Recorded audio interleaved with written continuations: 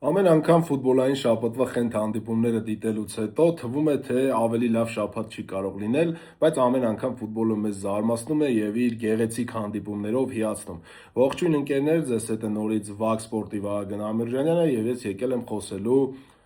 համաշխարհային ֆուտբոլի վերջին իրադարձությունների մասին։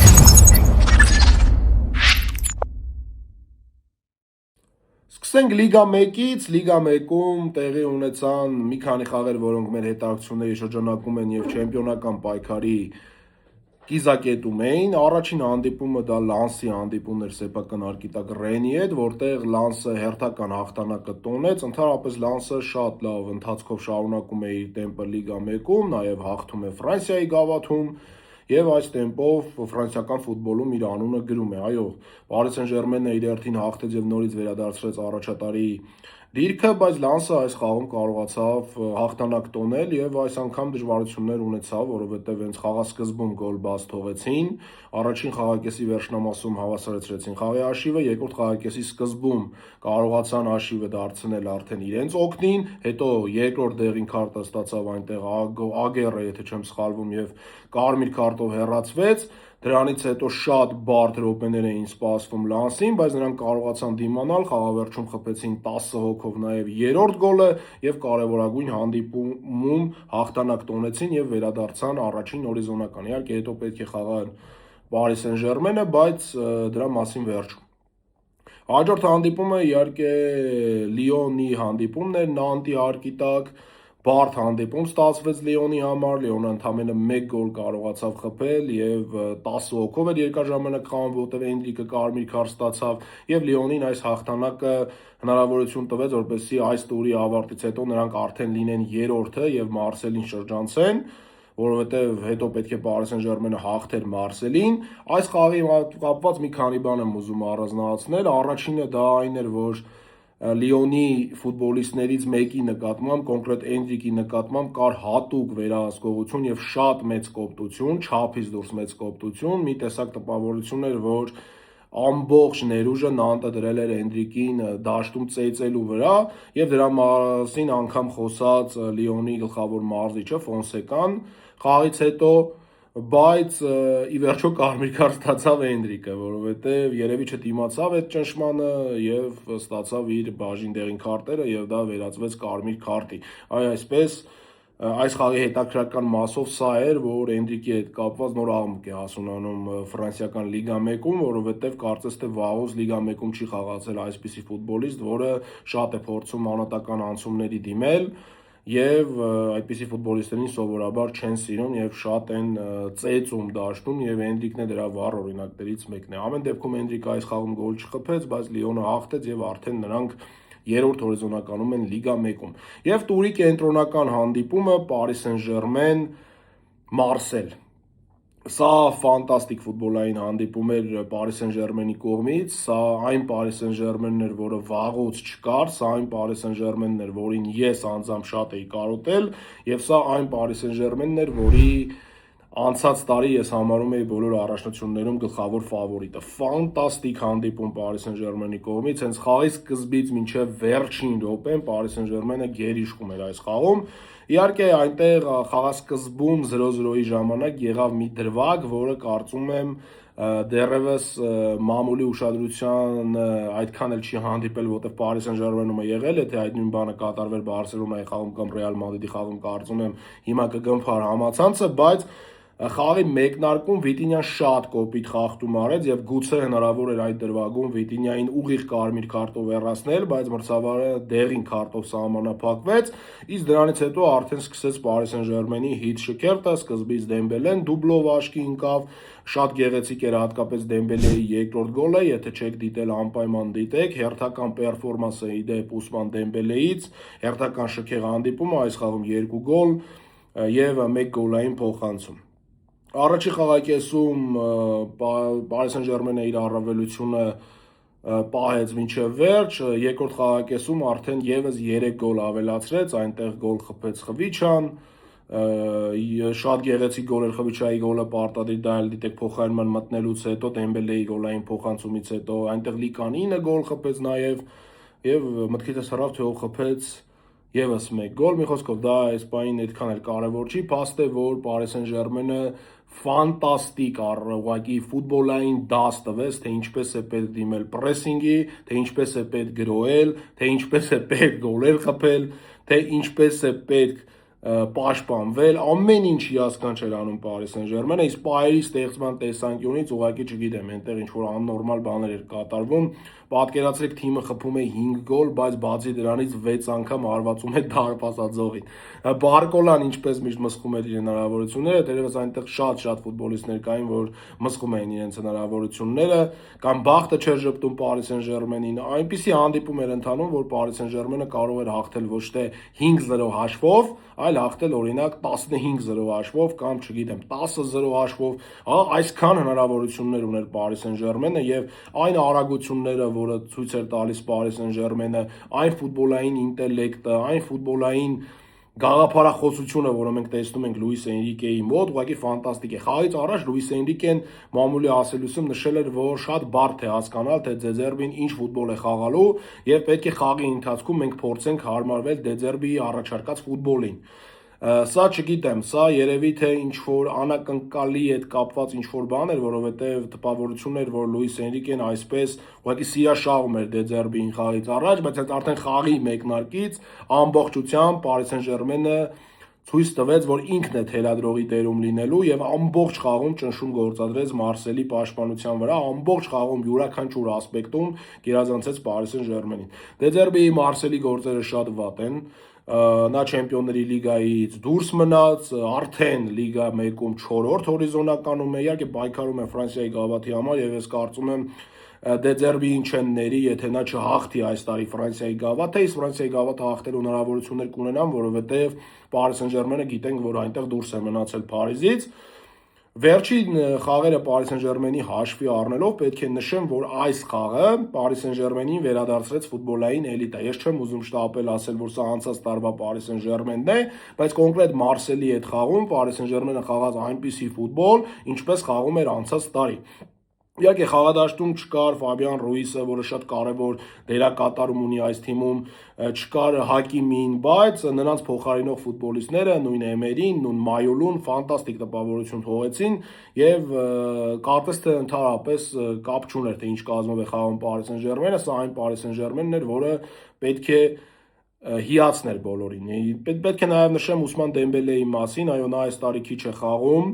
բայց սովորաբար երբ խաղում է լավ է խաղում, կարևոր խաղերում նորից իր խոսքը ասում է, ընդհանրապես Ֆրանսիայի առաջացնում, երբ նա մեկնարկային կազմում է, հիասքանչ ֆուտբոլ է ցուցադրում եւ միշտ ինչ որ կարևոր իրադարձության է մասնակցում, անգամ երբ փոխարինման է մտնում, ինչ որ բան ստեղծում է, օրինակ նույն Ստրասբուրգի հետ մտավ դաշտ, գոլային փոխանցում կատարեց, Լիլի հետ պերֆորմանս, այսօր պերֆորմանս եւ ընդհանրապես երբ նա խաղադաշտում է կամ խաղադաշտում չէ, նա միշտ օգուտ է տալի Paris Saint-Germain-ին, այո, գուցե սա անցած տարվա Դեմբելեն չէ, որտեղ վնասվածքները շատ են խանգարում այս սեզոնում նրան, շատ քիչ է խաղում համեմատած անցած սեզոնի, բայց կա տպավորություն, որ սեզոնի այս կարևորագույն մասում Ուսման Դեմբելեն մարզավիճակ է հավաքում եւ դեռ շատ է օգուտ տալու Paris Saint-Germain-ին։ Խվիչայի մասին նաեւ մի քանի խոսք, նա նոր էր վերադարձել վնասվածքից եւ մի անգամից դաշտ մտնելուց հետո գեղեցկագույն գոլ խփեց Դեմբելեի շատ լավ փոխանցումից հետո, նա էլ շատ կարևոր ֆիգուր է ներկայիս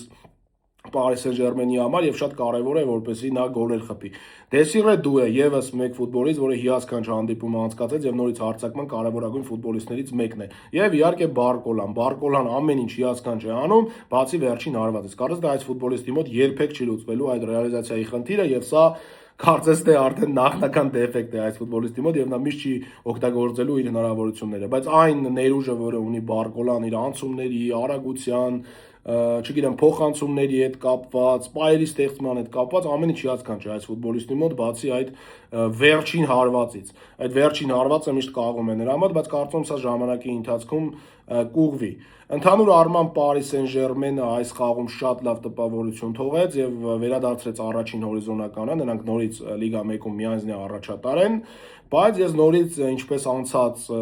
տեսանյութումս նշեցի, ես կսպասեմ Paris Saint-Germain-ի մասին ավելի հստակ կարծիք կասեմ այն ժամանակ, երբ նրանք խաղան Չեմպիոնների լիգայի 1/8-ում, որովհետեւ ես համոզված եմ, որ 1/16-ում նրանք հաղթելու են Մոնակոին, իսկ 1/8-ում արդեն Բարսելոնայի եւ Չելսիի հետ ում հետ էլ հանդիպեն, այդ ժամանակ կհասկանան հասկացվի սա անցած տարվա Paris Saint-Germain-ն է, թե կան խնդիրներ։ Այս պայմանությամբ այդ խնդիրները շատ են, որոնք ես տեսել էի մինչև այս Մարսելի խաղը, բայց կոնկրետ Մարսելի խաղում մենք տեսանք այն Paris Saint-Germain-ին, որը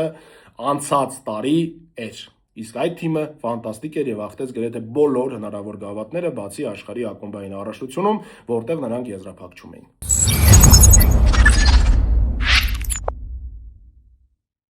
Բունդեսլիգա, այստեղ մեզ հետաքրքրող երկու հանդիպումներ տեղի ունեցան, նախ Վոլսբուրգը հյուրընկալեց Բորուսիա Դորտմունդին եւ Բորուսիա Դորտմունդը շատ ծանր հաղթանակ տոնեց այս խաղում։ Առաջի խաղակեսում շատ բարդ պայքար ծավալվեց, բայց Բորուսիան կարողացավ 1-0 հաշվով հաղթել առաջի խաղակեսում, երկրորդ խաղակեսի սկզբնամասում բաց թողեցին եւ շատ ծանր պայքար էր, անկեղծ ասած, այո, գնդակով Բորուսիա Դորտմունդն էր, բայց Վոլսբուրգը ուներ հավասարաչափ գրեթե հնարավորություններ այս խաղում հաղթանակը կորզելու, բայց խաղակեսի վերջում 87-րդ րոպեին Գիրասին կարողացավ իր հերթական գոլը խփել եւ Բորուսիայի համար շատ կարեւորագույն հաղթանակ ապահովել։ Բորուսիան ընդհանրապես վերջին խաղերում շատ ստաբիլ է Բունդեսլիգայում եւ իզուր չէ, որ Բավարիայի անկման ֆոնին այս հաղթանակից հետո նրանք միավորների տարբերությունը դարձրեցին 3-ի եւ պետք է սպասեին արդեն Բավարիայի խաղին։ Այո, Բորուսիա Դորտմունդը միանշանակ այն ամենաստաբիլ թիմերից մեկը չէ աշխարհում, նրանք միշտ էլ այսպես խենթ թիմ են եղել, կարող են մեկ խաղում շատ ուժեղ մրցակցի հաղթել, կարող են շատ թույլ մրցակցի հետո պարտվել, կարող են շատ թոփ թիմի շատ խոշոր պարտվել, հետո այդ նույն թոփ թիմի խոշոր հաղթել, այսինքն շատ անկասելի ու ինքը միշտ հանելուկ թիմ է եղել համաշխարհային ֆուտբոլում։ Եթե չհաշվենք այն լեգենդար տարիները, որ դեռևս չէր սկսել 21-րդ դարը եւ նրանք հաղթեցին Չեմպիոնների լիգան 97 թվականին, եթե այդ տարիները չհաշվենք, ապա Բորուսիան միշտ եղել է հանելուկ թիմ, ոչ այդքան ստաբիլ թիմ, բայց հաշվի առնելով մնացածի ֆոնի վրա, նրանք այս տարի Բունդեսլիգայում Բավարիան չհաշված ստաբիլ տպավորություն են թողնում, հատկապես վերջին խաղերում, եւ այս խաղն էլ դրա վառ ապացույցն էր, որ դժվար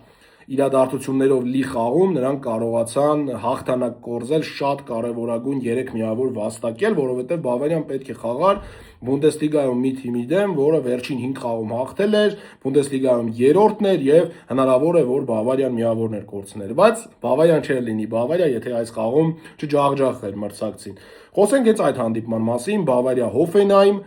Բավարիան խաղասկզբում ուներ որոշակի առավելություն, դա ստիպեց Հոֆենհայմին մնալ 10 հոգով, 17-րդ րոպեին կարմիր քարտ ստացավ Հոֆենհայմը եւ ընդամենը 3 րոպե հետո 11 մետրանոցի հնարավորություն ստացավ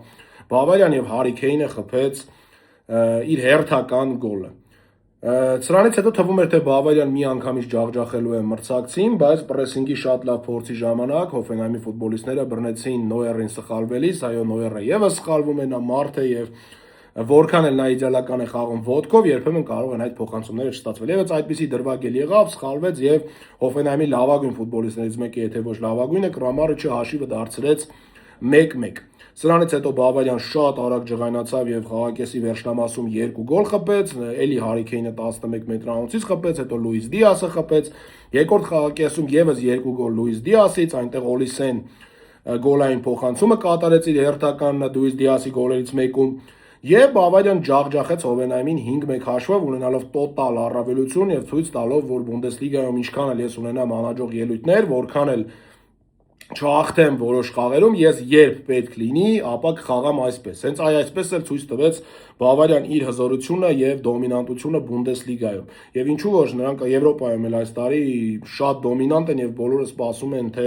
Բավարիան ինչպես է խաղալու այս անգամ Չեմպիոնների լիգայի փլեյօֆում, որովհետեւ գլխավոր ֆավորիտներից են համարվում։ Այս խաղում նրանք ցույց տվեցին, որ իրենց մոտ խաղային անկում չկա, ցույց տվեցին, որ Բավարիան կենթանի է, ցույց տվեցին, որ կարող են Բունդեսլիգայում այս պահին ուժեղ մրցակցին ուղղակի չնկատել եւ ջախջախել։ Հարի Քեյնի հերթական ֆանտաստիկ հանդիպումը, նա նաեւ գոլային փոխանցմամբ աչքի ընկավ բացի 2 գոլերից եւ պետք է նշել, որ ներկայիս Բավարիան շարունակում է տպավորել Բունդեսլիգայում, նրանք միավորների տարբերությունը հասցրեցին 6-ի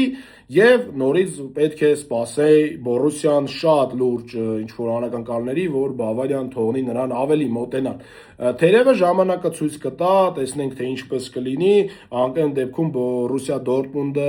ստաբիլ տպավորություն է թողնում վերջի խաղերում եւ տեսնենք ինչքան կկարողանա այս տարածության մեջ մնալ Բավարիայի հետ։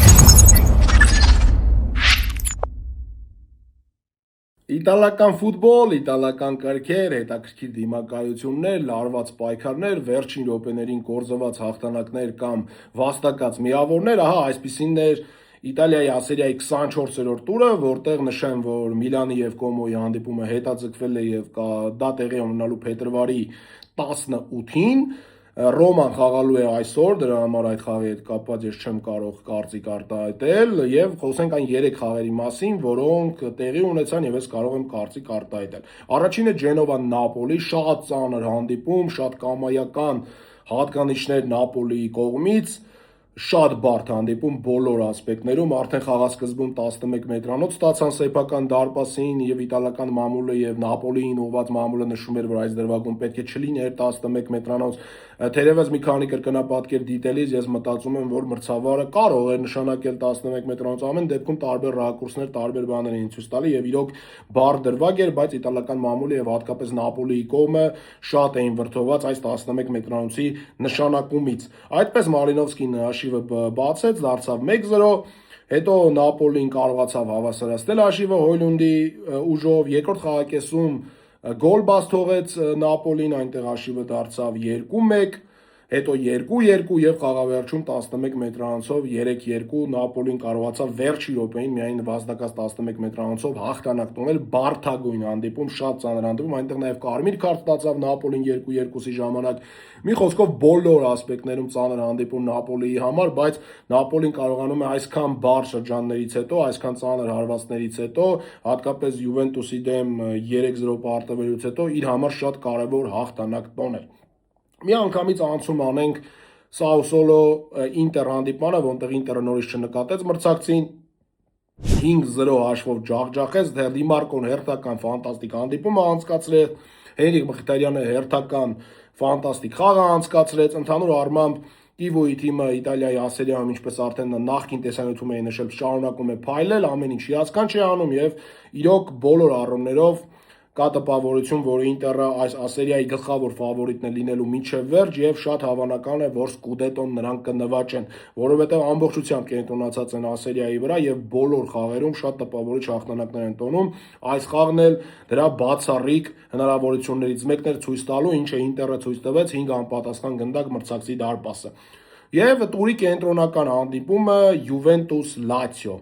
Մինչև Յուվենտուս-Լացիո խաղին անդրադառնալը եկեք գնանք մի քանի օր հետ, որտեղ գավաթային հանդիպում էր անցկացնում Յուվենտուսը Ատալանտայի հետ, Ատալանտայի հարկի տակ եւ պարտվեց 3-0 հաշվով։ Թվում էր, թե Յուվենտուսը լավ գիծ է բռնել, հատկապես Նապոլիի 3-0 հաղթանակից հետո թվում էր, թե Սպալետի բոլը ամբողջությամբ աշխատում է։ Իհարկե ես նշում եի, որ դեռևս ամբողջական ստաբիլության հետ կապված չեն կարող հստակ բան ասել եւ պետք է հասկանանք այդ ստաբիլությունը ինչքան ժամանակ կձգվի, բայց այս բանը Յուվենտուսը լավն է, բայց Ատալանտայի հետ խաղը եկավ ցույց տվեց, որ Յուվենտուսը դեռ այդ ստաբիլությունից հեռու է։ Նա կարող է որոշ խաղեր ֆանտաստիկ խաղալ, բայց հետո գալ ու այսպիսի ապտակ ուտել։ Եվ այս ապտակը այնքանով անհրաժեշտ չէր Յուվենտուսին, որովհետև Յուվենտուսը եթե ցանկանում էր ինչ-որ գավաթ նվաճել այս առաջնությունում, ապա դա գլխավոր հնարավորությունը հենց Իտալիայի գավաթում էր, բայց նրանք դուրս մնացին։ Եթե ասեմ, որ Ատալանտան շատ լավ էր խաղում Յուվենտուսից, կստեմ։ Պայերի ստեղծման առումով էլ Յուվենտուսը առավելություններ այդ խաղում, բայց առաջինը գոլ բաց թողեց։ Երկրորդ խաղակեսում էլ ավելի լավ էին խաղում, բայց հակագրոհի վրա բաց թողեցին երկրորդը, հետո կհանդվեցին բաց թողեցին երրորդը, բայց ասել, որ խաղային ասպեկտում Յուվենտուսը ավելի վատն էր, քան Ատալանտան, սուտ կլինի։ Ուղղակի Ատալանտան ավելի լավ է ռեալիզացնում իր պայերը, ինչը չենք ասի Յուվենտուսի մասին։ Իսկ առաջին գոլը 11 մետրանոցից եկավ Բրեմերի միամիտ ձեռքով խաղի պատճառով եւ դրանից հետո ինչ որ բան փշրվեց Յուվենտուսի խաղում այդ գավաթային խաղում Յուվենտուսը համար շատ ծանր պարտություն կրեց։ Սպալետին սա շատ ծանր հարված էր եւ պետք է այս խաղից հետո նա միանգամից գար Սերիա եւ խաղար ուժեղ մրցակցի դեմ Լացիոյի դեմ։ Իհարկե Լացիոն այս տարի այնքան էլ ստաբիլ հանդես չի գալիս, բայց Լացիոն միշտ բարդ մրցակից է յուրաքանչյուր իտալական թիմի համար։ Եվ դրա համար էլ պետք էր այս խաղից հետո ինչ-որ արձագանք տալ։ Այդ ապտակը տեղի ունեցավ, այո, Սպալետիի դեմ դրված է լինել Քարյակում, Չեմպիոնների լիգայում ինչքան հնարավոր է առաջ գնալ, եւ դա կհամարվի լավ ցուցանիշ, բայց Յուվենտուսի ֆաների մոտ կար ոգևորություն, կար այնպիսի զգացում, որ այս Յուվենտուսը կարող է ավելին, բայց այդ ավելին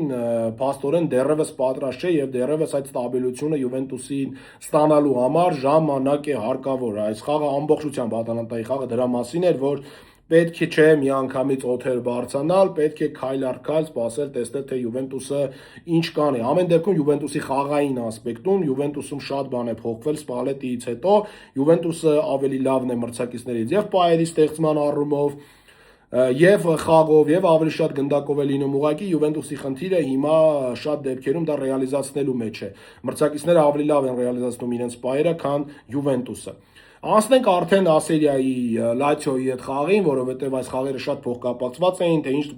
տրամադրությամբ էր եկել Յուվենտուսը այս խաղին, մի անգամից զգացվեց։ Յուվենտուսը շատ էր ուզում հաղթել, հենց առաջի խաղակեսի մեկնարկից ուներ առավելություն, գոլ խփեցին, բայց չհաշվեց վառը։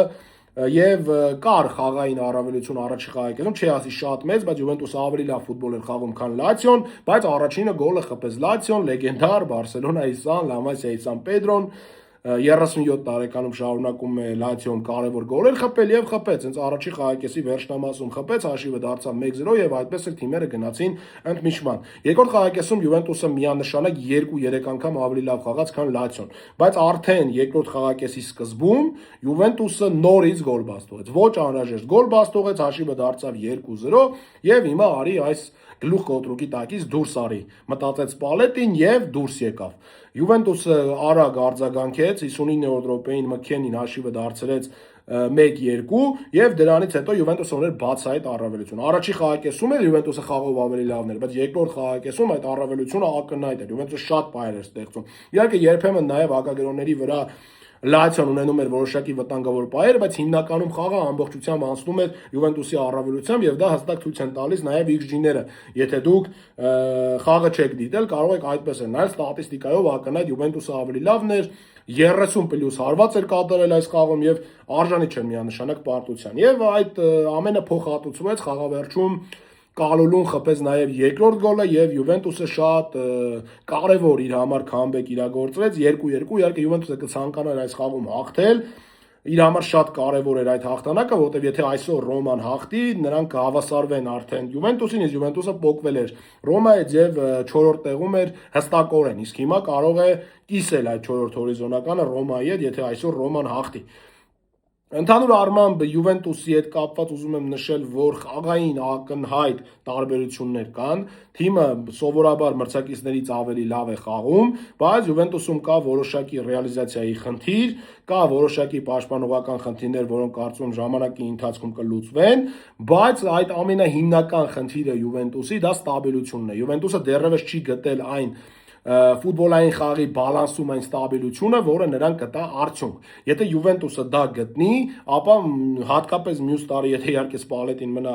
եւ չհեռանա, իսկ շատ հնարավոր է որ Սպալետին կհեռանա, որտեղ Սպալետին այնպեսի մարզիչ է, որ մի փոքր բանից կարող է ուղղակի նեղանալ ու գնալ, եթե կարողանան պահել եւ եւս մի քանի տրանսֆերներ տան, հատկապես կենտրոնական արձակվող է ինձ պետք իմ կարծիքով պետք այս թիմին ստաբիլ խաղացող եւ շատ ուժեղ, որը կռեալիզացնի իր հնարավորությունները։ Յուվենտուսը շատ տարբերակներ բերեց, փորձեց, բայց այդ բոլոր մի տարբերակը դեռևս չի կարողանում Յուվենտուսին տալ այն արդյունքը, որը Յուվենտուսը կցանկանա։ Եվ եթե կատարվի այդ ամեն ինչը, ապա Յուվենտուսը գուցե կվերադառնա այն մակարդակին, որը ցանկանում են տեսնել Յուվենտուսի երկրպագուները։ Բայց այս պահին այդ ամենի մասին ուղղակի խոսում ենք եւ հույսով ենք լինում, որ Յուվենտուսը, հատկապես Յուվենտուսի ֆաները հույսով են լինում, որ Յուվենտուսը կվերադառնա։ Թերևս վերջին խաղերում Ատալանտայի հետ ապտակից հետո եւ այս կամբեքից հետո Յուվենտուսի խնդիրները նորից ծնվեցին։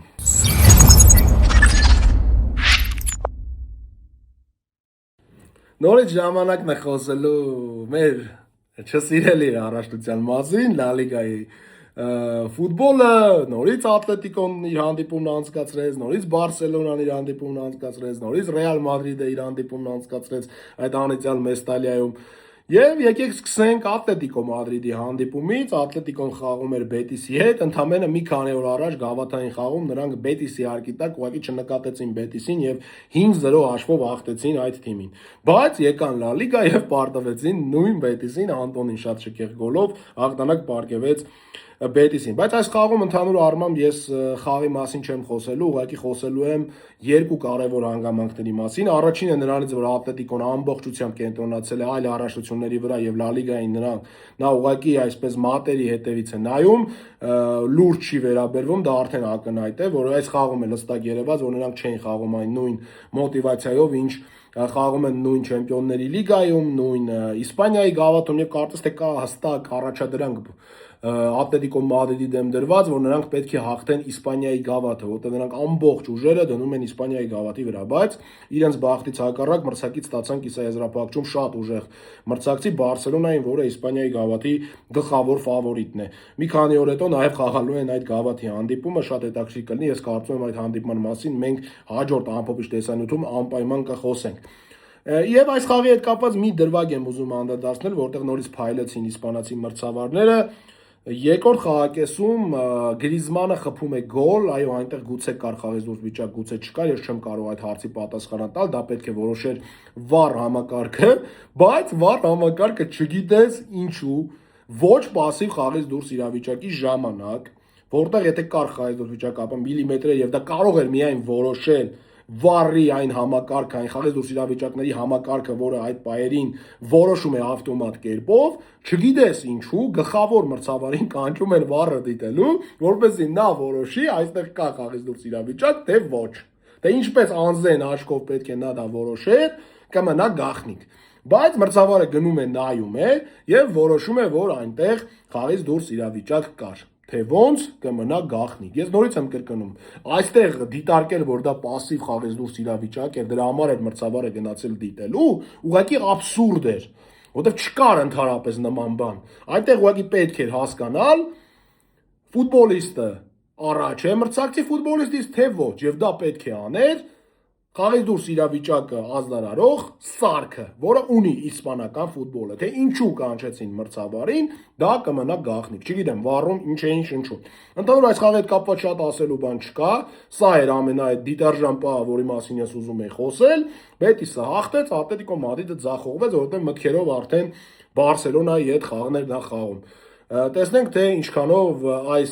թուլանալը կօգնի նրան Բարսելոնայի հետ խաղում։ Բարսելոնայի հանդիպումը այստեղ էլ մրցավարական սկանդալներ եղան, այստեղ էլ մրցավարները ինչպես միշտ իրենց գործը արեցին, բայց լավ է, որ դա չազդեց Բարսելոնայի վրա, որովհետև երկու սխալներն էլ Բարսելոնայի դեմ էին, բայց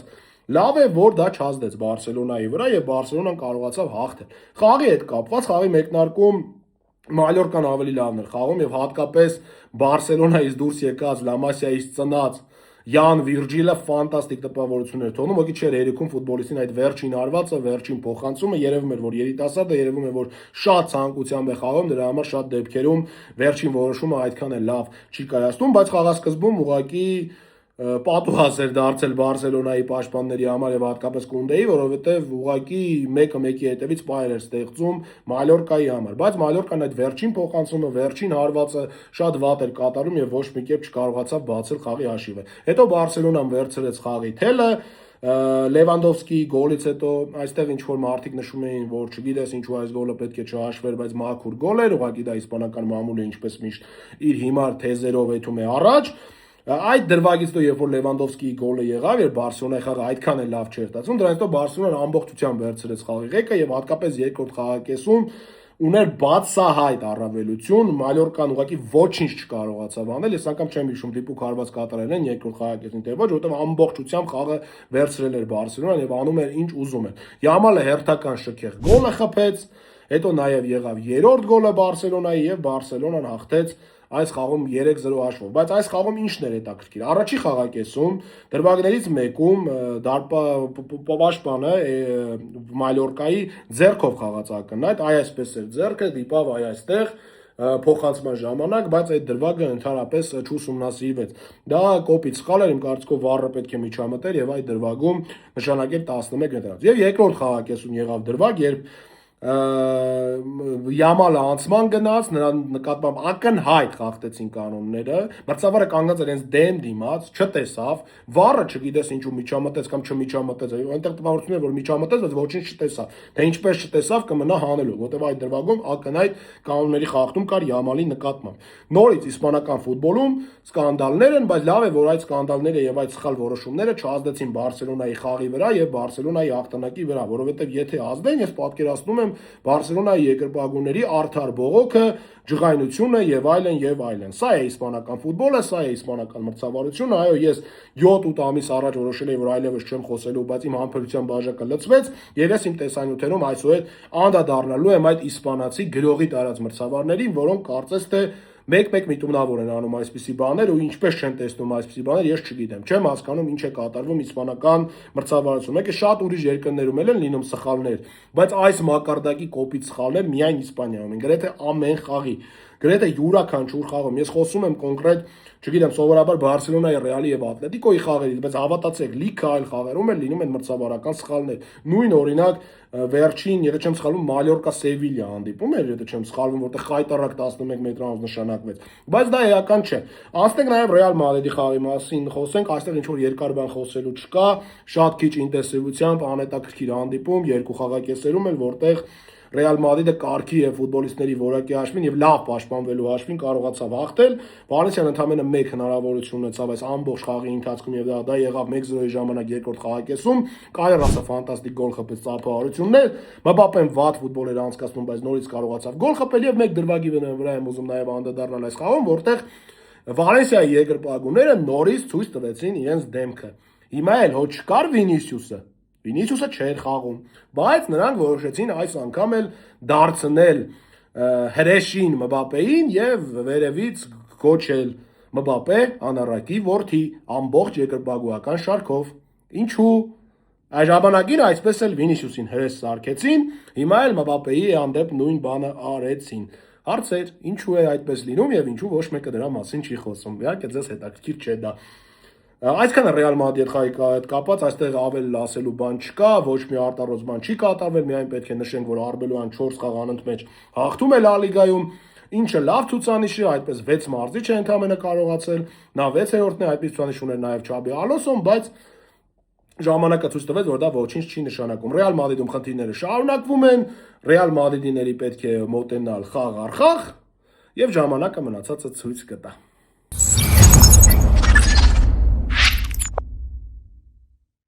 Ասանք ամենահետաքրքրին Անգլիայի Պրեմիեր լիգա ֆանտաստիկ հանդիպումներ ունեցանք այստեղ, որոնցից երկուսը հատկապես ես կխոսեմ վերջում, Manchester United Tottenham եւ Liverpool Manchester City, հիմա անդրադառնանք Arsenal-ի հանդիպմանը, որը հերթական հաղթանակը տոնեց վստահ 3-0 հաշվով հաղթեց Sunderland-ին սեփական հարկի տակ, եւ ինչ է պետք նշել այս խաղի հետ կապված։ Arsenal-ը նույնն է, պրագմատիկ, պարզ,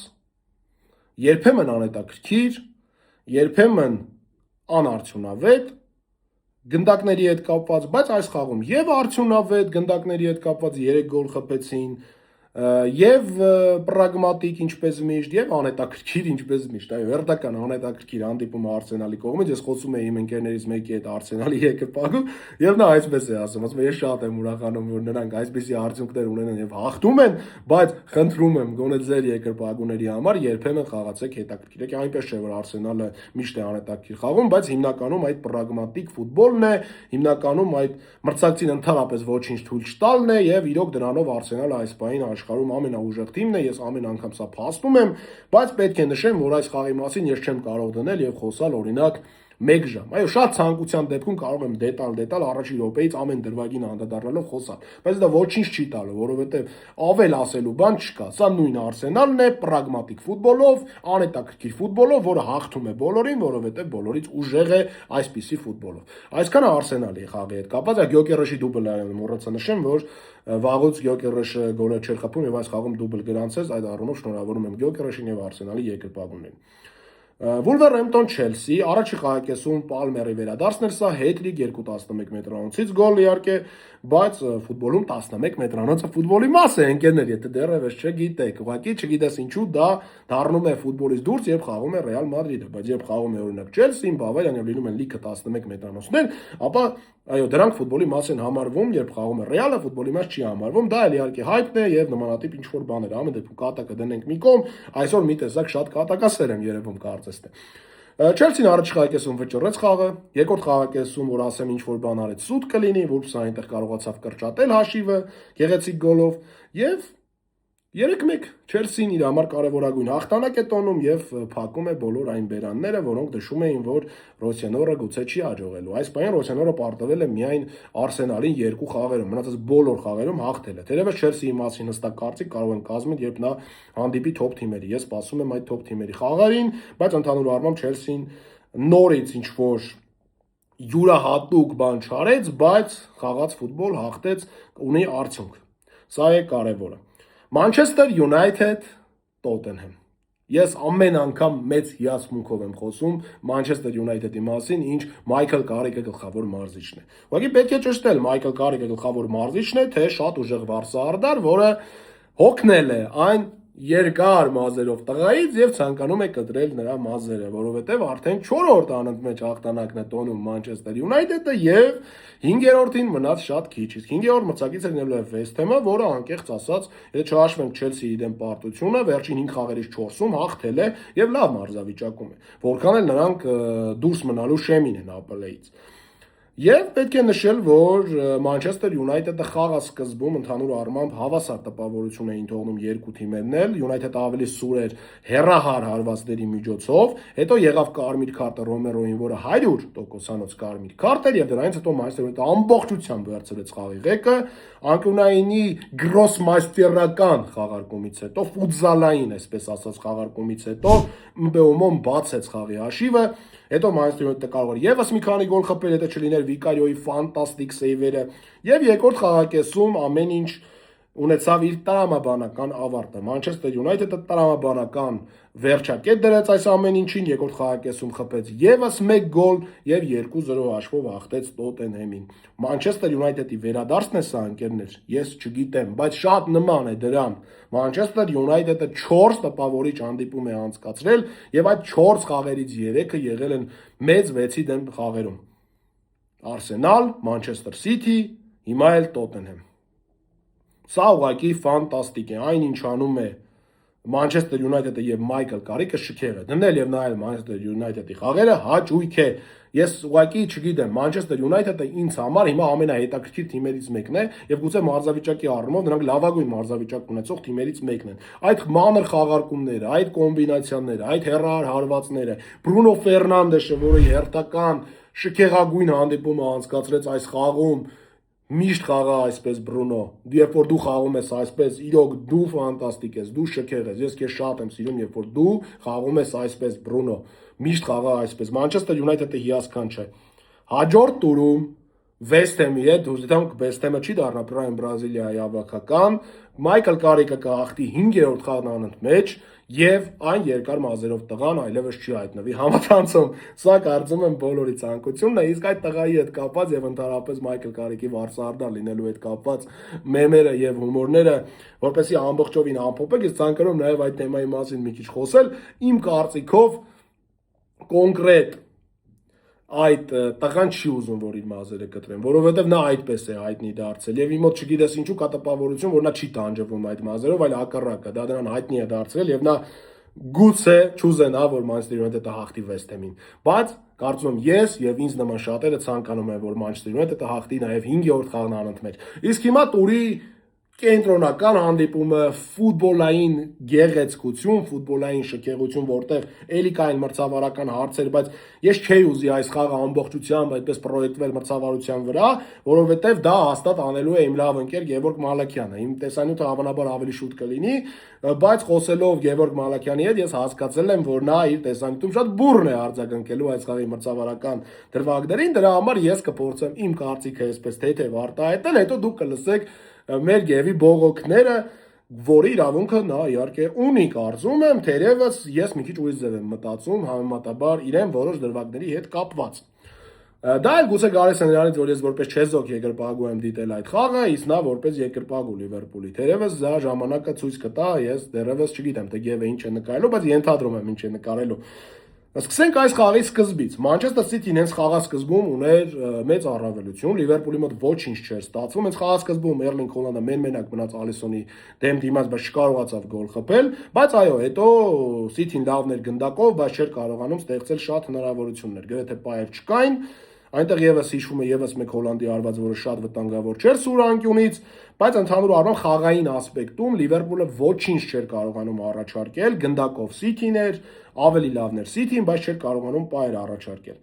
Բայց չկարողացավ գոլ խփել եւ դրա թիմերը գնացին ընդմիջման 0-0 հաշվով։ Երկրորդ խաղակեսի մեկնարկում պատկերը ամբողջովին փոխվեց։ Այո, բայց մինչև երկրորդ խաղակեսի այդ պատկերի մասին նշեմ, որ առաջ խաղակեսում եղավ երկու սկանդալային դրվագ, մեկը Մարմուշի նկատմամբ գուցե կար խախտում Կոնատեի կողմից, այնտեղ համ հրեց, համ քաշեց, համ ոտքով շարժում կար, բայց դրա մասին չգիտես ինչի մամուլը չի խոսում, որտեղ բոլորը կենտրոնացել են, որ առաջի խաղակեսում Սալայի նկատմամբ այ երբ որ քաշեցին խաղավերջում այդ դրվագի հետ կապված, ես կարծում եմ այդ երկու դրվագներում էլ մրցավարը կարող է նշանակել 11 մետրանոց, բայց երկու դրվագներում էլ մրցավարը չի նշանակել 11 մետրանոց։ Անցնենք, այսքանը առաջի խաղակեսի սկանդալային դրվագների մասին, ավելի էմոցիոնալ դա ձեզ հաստատ կպատմի Գևորգ Մալաքյանը։ Ինչ վերաբերվում է երկրորդ խաղակեսի հետ կապված, խաղը ամբողջությամբ փոխվեց, Լիվերպուլը արդեն ցույց տվեց այն ագրեսիան, որը իրենից սպասում էին։ Գիտեմ, առաջ խաղակեսից հետո ես իմ Telegram-յան ալիքում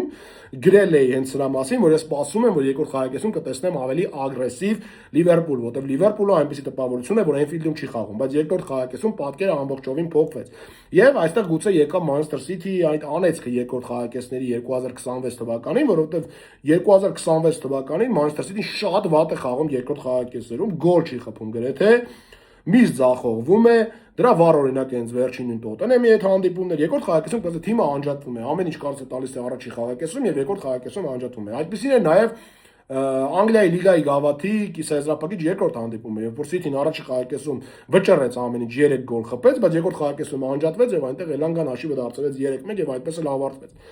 Այս նույն լոգիկայով էլ նա անջատվեց Լիվերպուլի հետ խաղում, Լիվերպուլը մեծ առավելություն ուներ, տեղցում էր պահ-պահի հետևից, այնտեղ մի շքեղ դրվագ եղավ, երբ Սալա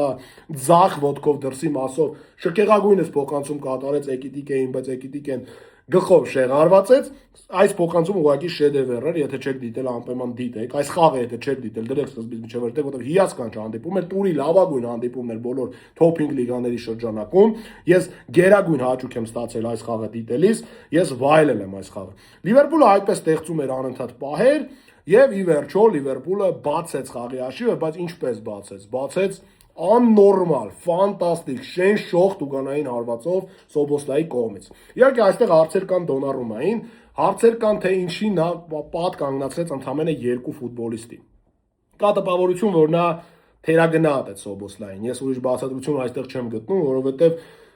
մի տեսակ անհասկանալի է, էլի Սոբոսլայի կարգի ֆուտբոլիստը, որ շատ է իր կարիերայում տուգանայիններից գոլեր խփել, եւ այս մրցաշարում նույն Արսենալին է շքեղ գոլ խփել, ինչու կանգնացնել ընդամենը 2 հոգանոց պատ։ Սա կոպիտ որոշում էր։ Եվ գոլը շատ նման էր Կրիստիանո Ռոնալդոյի այն լեգենդար գոլին, եթե չեմ սխալում, Պորտսմութի հետ խաղում էր այդ Ռոնալդոյի գոլը, շատ նման էր, նմանատիպ հարվածով շքեղ գնդակը ուղարկում է ցանցը։ Եվ թվաց թե Լիվերպուլը վերջ կհաղթի, որտեղ City-ն ընդհանրապես չէր կարողանում մտնել խաղի ունի մեջ, City-ն անջատված էր, իսկ Լիվերպուլը անգամ այս գոլից հետո ուներ պահ հաշիվը կրկնապատկելու, բայց Դոնարուման ընդհանուր առմամբ շքեղ հանդիպում անցկացրեց, նույնը կարող եմ ասել նաև Ալիսոն Բեքերի հասցեին, նա եւս շքեղ հանդիպում անցկացրեց, որքան էլ պետք է վերջում սխալվեր։ Երկու դարպասապաններն էլ հիասքանչ էին, եւ եղավ մի դրվագ, որտեղ հաջող, այսպես ասած, անդրադարձերի շնորհիվ Էրլինգ Հոլանդը գլխով գնդակն ուղարկեց Բերնարդո Սիլվային եւ Բերնարդո Սիլվան հաշիվը դարձրեց 1-1։ Այս սրանից հետո որոշակի ողջավորություն արդեն եկավ Manchester City-ի մոտ, խաղը հավասարվեց երկկողմ գրոներով եւ գրոներից մեկի ժամանակ նույնիսկ մտավ Տուգանային հրապարակ, առաջինը դիպավ գնդակին եւ Ալիսոնը անհաշվենկատ գցվեց նրա վրա եւ խախտեց կանոնները։ Իհարկե այս դրվագի հետ կապված էլ կա սկանդալ, տարբեր մարդիկ նշում են, որ այս դրվագում 11 մետրանոց պետք չէ նշանակել, որտեղ գնդակը դուրս էր գալիս, կամ դուրս էր եկել արդեն եւ նույնիսկ ոչինչ չէր կարողանալու անել, բայց ընկերներ համաշխարհային ֆուտբոլում սա առաջի դեպքը չէ, այստեղ պետք է ուշադիր լինի դարպասապահը, երբ ֆուտբոլիստը առաջինն է հասնում գնդակին, իսկ դարպասապահը այդպես նետվում է ֆուտբոլիստի վրա, դա 99.9% դեպքերում նշանակվում է 11 մետրանոց, եւ դա նորմալ է։ Իմ կարծիքով այստեղ 11 մետրանոց կար։ Խաղի դեպքում եղավ նաև եւս մեկ բան, որին ուզում եմ անդրադառնալ, երբ Սալային գեհին հետևից քաշեց եւ այնտեղ Լիվերպուլի ֆաները ցանկանում էին կարմիր կարդ, գուցե այստեղ կլինեին մրցավարներ, ովքեր կնշանակեին կարմիր կարդ, գուցե կլինեին մրցավարներ, ովքեր չէին նշանակի։ այս դրվագը մի քիչ բարդ դրվագ էր, որովհետև շատ դետալներ պետք է հաշվի առնեին, երբ որ ես խաղը դիտում էի եւ հետո կրկնությունն էի դիտում խաղի, իմ մոտ տպավորություն էր, որ այս դրվագում Սալահը մտնում էր Դուգանային հրապարակ սուր եզրից եւ այնտեղ կար նաեւ երկրորդ պաշտպանը City եւ գուցե սա վերջին հույսի խախտում չէ։ Թեև ես որ կարծում եմ նաեւ այն կարծիքը, որը լինի, որ սա գուցե նաեւ վերջին հույսի խախտում է, այդքան էլ սխալ չի համարի, որտեվ մի քիչ բարդ դրվագ էր եւ մրցավարի հայցողության վրա էր այս դրվագը եւ մրցավարը այս դեպքում որոշեց դեղին քարտով պատժել, այլ ոչ թե կարմիր քարտով։ Այս դրվագի մասին հաստատ կլսեք նաեւ հակառակ կարծիքը, որ սա հաստատ կարմիր քարտ է, իմ կարծիքով հայեցողության հարց էր, որտեղ մրցավարը դեղինի հակում ունեցավ այս դրվագում։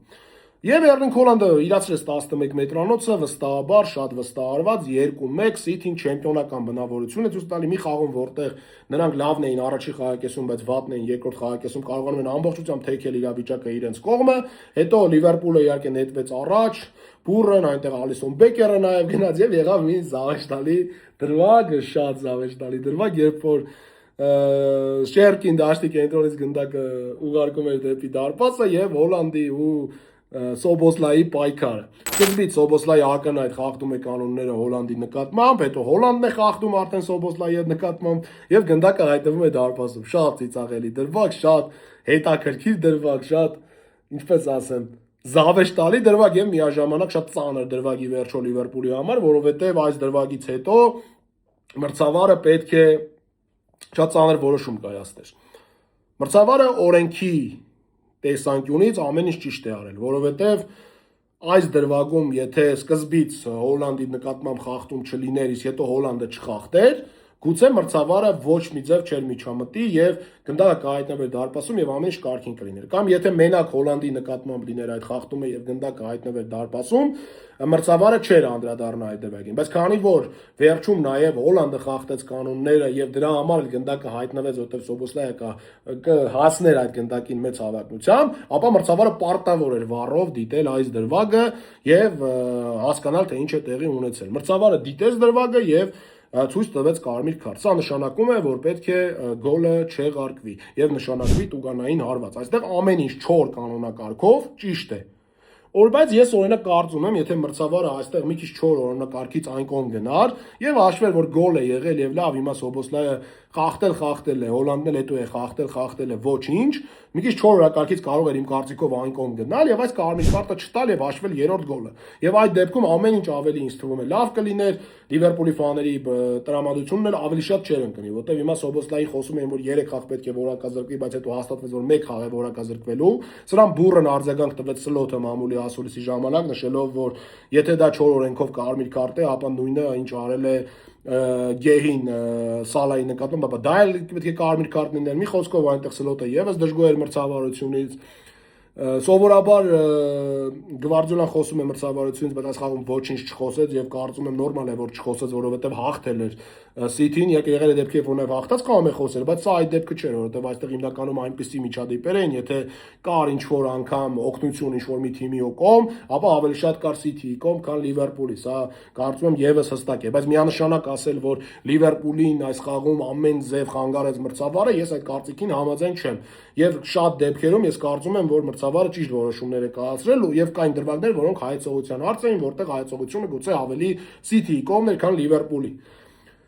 Այս դեպքում ամեն ինչ ճիշտ արեց մրցավարը, կարմիր քարտը ճիշտ է եւ դրանից հետո արդեն այլևս ժամանակ չկար, City-ին շատ կարեւոր հաղթանակ տոնեց եւ նորից Արսենալի հետ միավորների տարբերությունը հասցրեց 6-ի, ինչը շատ կարեւոր էր։ Իսկ իր հերթին Լիվերպուլի իրավիճակը ծանր է, նրան հավասարվեց նաեւ արդեն Բրենֆորդը 39 միավորով, 4 միավոր հետ են 5-րդ տեղից, 5 միավոր հետ են 4-րդ տեղից։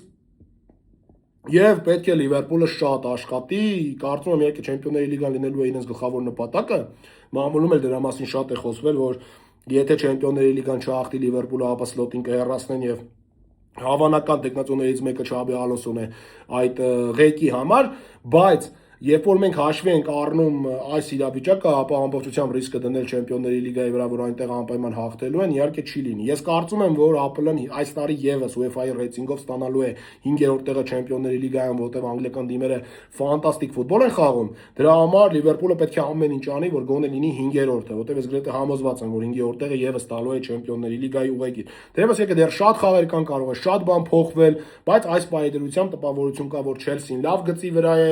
լավ գծի վրա է, նաև Մանչեսթեր Յունայթեդը, Աստոն Վիլան ունի որոշակի անկումներ, ես կարծում եմ Աստոն Վիլան քառակից դուրս է մնալու, ես դա մի քանի անգամ նշել եմ եւ հիմա էլ նույն կարծիքին եմ, եւ Լիվերպուլին կարծում եմ շատ օդ ու ջրի պես պետք է գալ գոնե 5-րդ հորիզոնական, բայց այդ դրա համար պետք է միավորներ եւ պետք է այսպիսի խաղեր չլինեն, որովհետեւ ԱՊԼ-ում հիմնականում Լիվերպուլը վատ է խաղում եւ լավ է խաղում սովորաբար Չեմպիոնների լիգայում, սա արդեն հստակ ինչ որ բան է, որը ուրվագծվում է։ Ինչ վերաբերվում է Սիթիին, այս խաղից առաջ Գվարդիոլան ասուլիսում շատ կարևոր բան ասաց մենք այս պահին երկրորդն ենք ԱՊԼ-ում, մենք այս պահին Անգլիայի լիգայի գավաթի եզրափակում ենք, մենք մասնակցում ենք Չեմպիոնների լիգային եւ 8-րդն ենք, իսկ անցած տարի 8-յակում չէինք, անցած տարի ԱՊԼ-ում մենք չէինք պայքարում չեմպիոնության համար, իսկ հիմա պայքարում ենք Արսենալի հետ, անցած անգամ մենք 3-րդ կռուգից դուրս ենք մնացել Անգլիայի լիգայի գավաթից, իսկ հիմա Անգլիայի լիգայի գավաթի եզրափակում ենք եւ մենք պայքարում ենք նաեւ Անգլիայի գավաթի համար։ Անցած տարի եկի հիշում ենք եզրափակում պարտվեց Սիթին, այս տարի նրանք դեռ երկար ճանապարհ ունեն այդ եզրափակչին հասնելու համար։ Բայց իհարկե Գվարդիոլան շատ լավ պատասխան տվեց հեյթերներին եւ այս խաղը հաղթելուց հետո էլ կարծում եմ հստակ այդ մեսեջը կա, որ պետք չէ Մանչեսթեր Սիթիին հանել գծերից եւ ասել, որ Մանչեսթեր Սիթիում լուրջ խնդիրներ կան։ Եթե հաշվի ենք առնում, թե ինչքան վնասվածքներ կան Մանչեսթեր Սիթիում այս սեզոնում, հաշվի ենք առնում անցած սեզոնի խնդիրները ու նայում ենք հիմա այս սեզոնը, շատ բան է բարելավել Մանչեսթեր Սիթիում եւ Մանչեսթեր Սիթին այս պահին պայքարում է 4 հնարավոր բոլոր գավաթների համար։ Դրա համար Գվարդիոլայի աշխատանքը ես կարծում եմ դրական է եւ Գվարդիոլայի շուրջ քննադատությունները ինձ համար անտեղին են։ Այո, թիմը որոշակի խաղային խնդիրներ երբեմն ունենում է 2026 թվականում հատկապես երկրորդ խաղակեսերում թիմը լուրջ խնդիրներ ունի,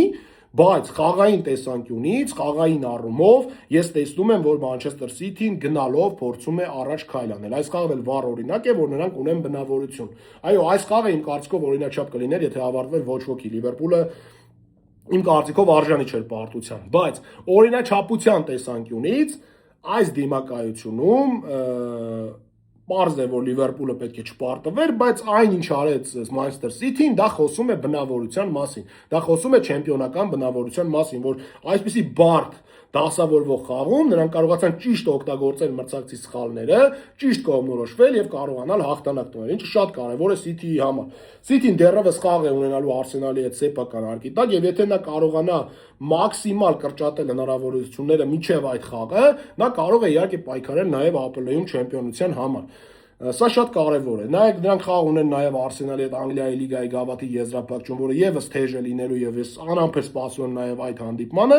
Եվ ընդհանուր առմամբ ես կարծում եմ հաշվի առնելով թե ինչ էր կատարվում անցած սեզոնում եւ այս սեզոնում Գվարդիոլան ամեն ինչ հիասքանչ է անում։ Սլոտի հետ կապված ես կարծում եմ, որ Լիվերպուլում միշտ էլ մարզիչներին ժամանակ են տալու, Սլոտին միջև ինձ կարծում եմ սեզոնի վերջ ժամանակ կտան, բայց Սլոտը իհարկե ակնհայտ խնդիրներ ունի, խաղային խնդիրներ ունի։ Ես չեմ ասի թե այս խաղում թիմը վատն էր, հատկապես երկրորդ խաղակեսում Լիվերպուլը լավն էր, առաջ խաղակեսում այո վատն էին, բայց թոփ դիմակայություններում սովորաբար Սլոտի Լիվերպուլը լավ է խաղացել այս սեզոն, ավելի խնդիրը այն թիմերի հետ են, որոնք ցածր բլոկով են խաղում, ավելի պաշտպանողական են խաղում, այդպիսի խաղերում այո Լիվերպուլը խնդիր ունենում է։ Երկու տարբեր իրավիճակներում են իրականում այս երկու ճաղատ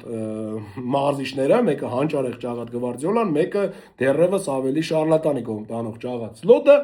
Դերևս տեսնենք ժամանակը ինչպես ցույց կտա Սլոտի ճակատագիրը, Պեպի ճակատագիրը, բայց Անգլիայի Պրեմիեր լիգայի հերթական տուրը շքեղ էր, մենք ունեցանք ֆանտաստիկ հանդիպումներ եւ կհանդիպենք արդեն հաջորդ շաբաթ եւ կքննարկենք թոփ իրադարձությունները ֆուտբոլում։ Լավ մնացեք, հաջողություն։ Չմոռանաք միանալ նաեւ իհարկե իմ YouTube-յան ալիքին, որտեղ մենք անընդհատ աճում ենք եւ հուսով եմ, որ կաճենք նաեւ այս տեսանյութից հետո։ Ես մեծ ողջավորությամբ եմ անում այս տեսանյութերը եւ շատ շնորհակալ կլինեմ, որպեսզի դուք միանաք իմ YouTube-յան ալիքին, լայքեք իմ տեսանյութերը, կոմենտներ թողեք, նաեւ ձեր կարծիքը գրեք եւ առաջարկեք ինձ թեմաներ, թե ինչի մասին կարելի է խոսել։ Լավ մնացեք։